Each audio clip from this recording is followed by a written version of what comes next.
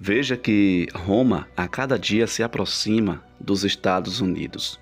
E todas as vezes que há uma junção da igreja com o Estado, sempre há perseguição contra os fiéis filhos de Deus.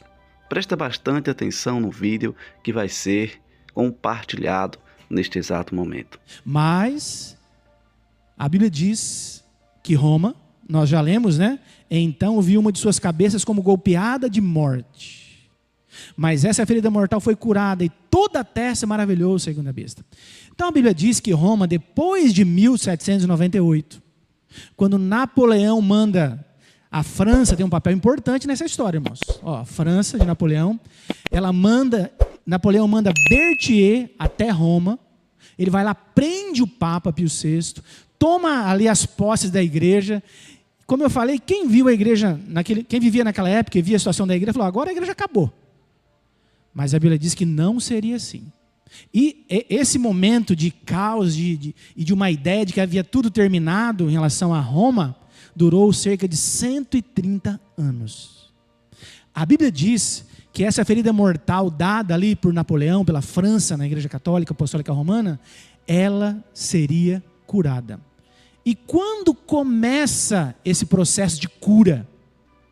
Sabe quando começa, irmãos? No dia 11 de fevereiro de 1929. Por quê?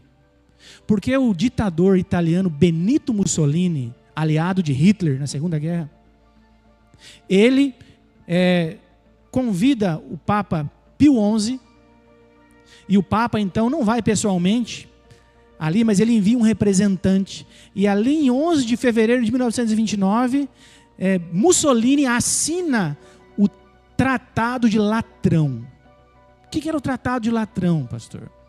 Era um tratado onde Roma, a Itália, se desculpava com a igreja pelo ocorrido em 1798, devolvia para a igreja uma quantidade grande de terras que lhe havia sido tomada, pagava uma indenização, segundo estudiosos, aí, de cerca de 800 milhões de dólares para Roma, por tudo que ela perdeu com aquela situação.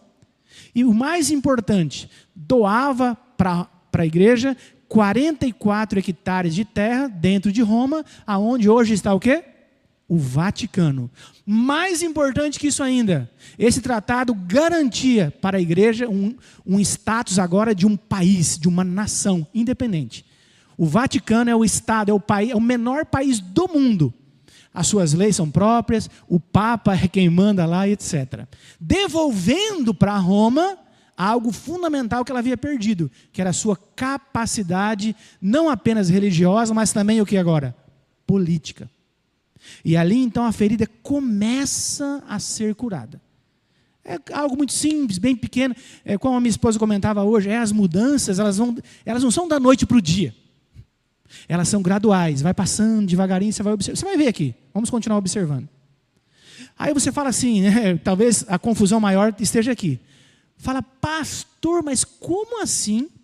Um país, a Estado da Liberdade, foi um presente dado pela França para os Estados Unidos, por ter essa capacidade de separar a igreja do Estado. Esse foi um presente dado pelos franceses para os Estados Unidos.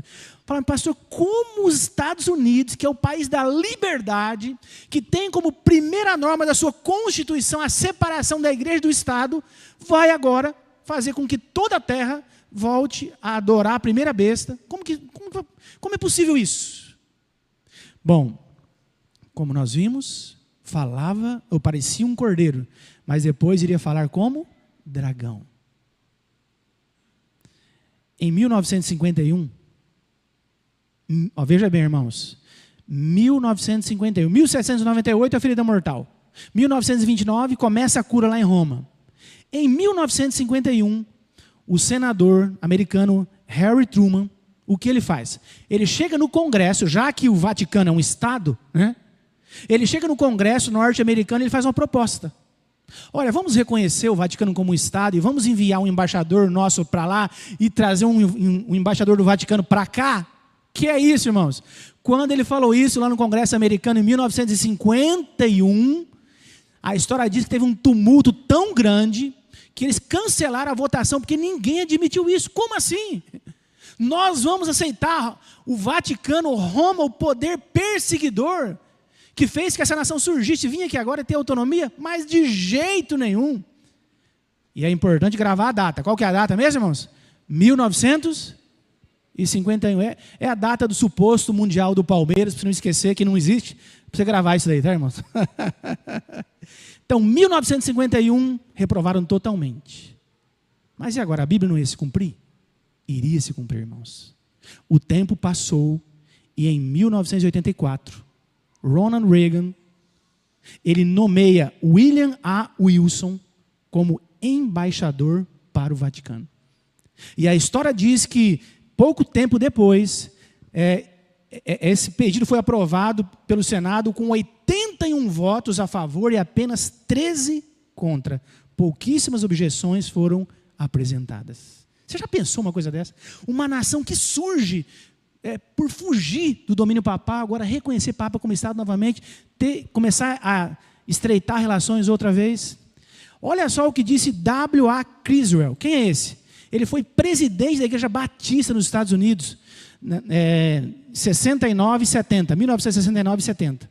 Olha o que esse pastor protestante declarou sobre essa questão de separação da igreja do Estado. Ele disse: creio que essa ideia de separação entre a igreja e o Estado foi o fruto da imaginação de quem, irmãos? De algum infiel. Como é possível isso? Olha só agora o que disse o juiz da Suprema Corte americana. Ele foi o líder principal da Suprema Corte da década de 80, final da década de 80 até 2005.